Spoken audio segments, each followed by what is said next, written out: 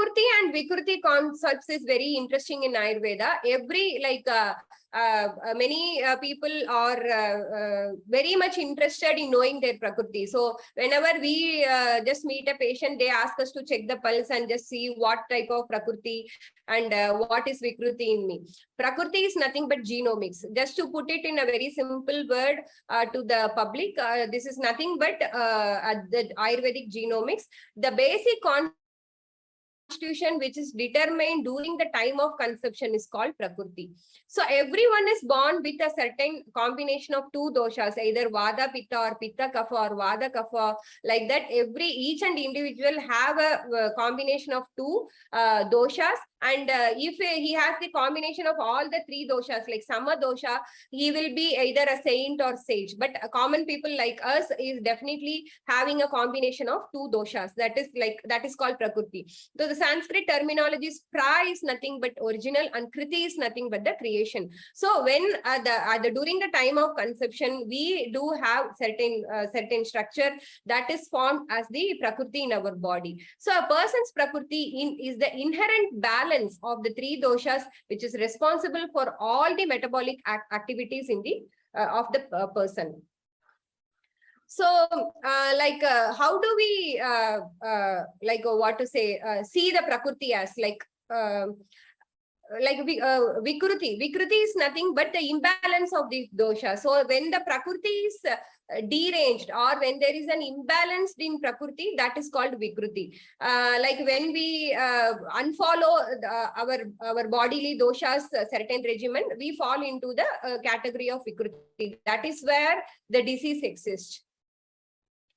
So we have to really choose wisely about the nature's reward for us to be in a healthy and happy way. So when we choose it unwisely and against the nature, we fall sick. So that is why Earth makes us to fall sick and give us the chance to rest and rethink our choices. That is where we don't follow our daily routine or we don't follow our seasonal regimen. The Prakruti deranges to form the Vikruti. That is how we fall as an Athura or the deceased person. So now we will deal with certain commonly used Ayurvedic herbs. These are all the key herbs discussed. First, we will deal with the turmeric. Turmeric, we all know it has the botanical name is nothing but Curcuma longa, and it has a lot of antioxidant property, anti-inflammatory and skin lightening action. And amla is nothing but Embolica officinalis, and neem is nothing but Azardiracta indica. And many of the clinical studies have revealed that the extract of the neem is as effective as coal tar and cortisone for mainly dealt with the psoriasis. And we all know it is a high antibacterial, mainly used in the acne. And clinical studies have even proved that it is very good in gingivitis and gum diseases also. And ashwagandha, of late with the COVID pandemic, we have been widely using this ashwagandha, which is nothing but Witania somniferia, because they are very rich in flavonoids and steroidal lactones, which acts like an anti-inflammatory, anti-tumor and mental cognition boosting, and mainly help us for the rejuvenating. And Gotukala is nothing but Manduka Parni, Centella asiatica, which is equally anti-aging, anti-wrinkle, stretch mark reduction, and it is very good for our memory support. And licorice, a very common drug called as Glyceria glabra, which is nothing but Yashti Madhu, we used to say.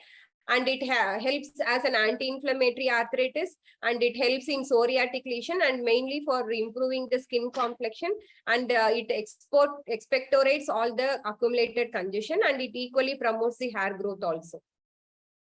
And red sandalwood, we all know it is very good for the skin, but it does have anti-cancer activity, and mainly of late the clinical studies have proved that it has wound healing, and it treats post-acne facial scars also, and it's widely used for natural coloring agent.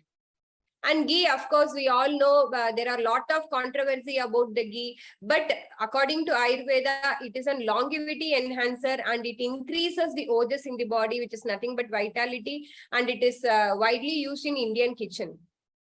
And tulsi, we all know antifungal, antibacterial, and mainly anti-bronchitis, and it's very good and effective medicines for asthma. Along with that, it normalizes the digestive system also. And so, like, okay, we have seen with all these commonly used drugs, but how, like, whether we are able to preserve that, or how correctly we are using it.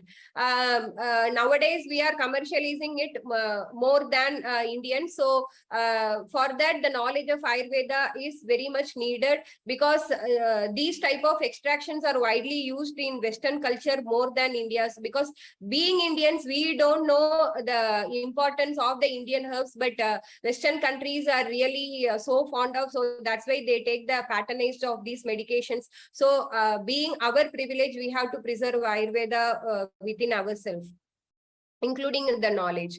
And another main topic is like Ayurveda and yoga go hand in hand.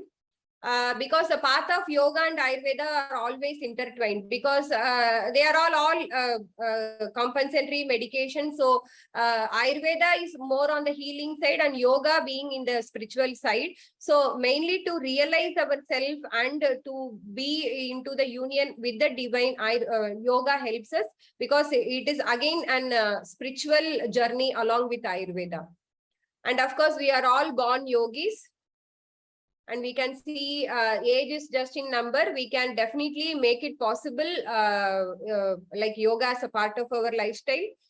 And coming to the theoretical side, Ayurveda provides lot of insights to each and every lives for an harmony. But as a practical side, it is entirely different, because the theory knowledge about Ayurveda is entirely different from how we practically apply. So once we regulate our diet, daily routine, and if we are able to manage the stress, definitely we can increase the fitness and alertness, and we can always have the control over the lives, and we can we do have a radiant health also. So some thoughts that brings balance to our body, like he who lives in the harmony with himself lives in the harmony with the universe. And as our Gautama Buddha has told, we are shaped by our thoughts. We become what we think. So when a mind is pure, joy follows like a shadow that never leaves.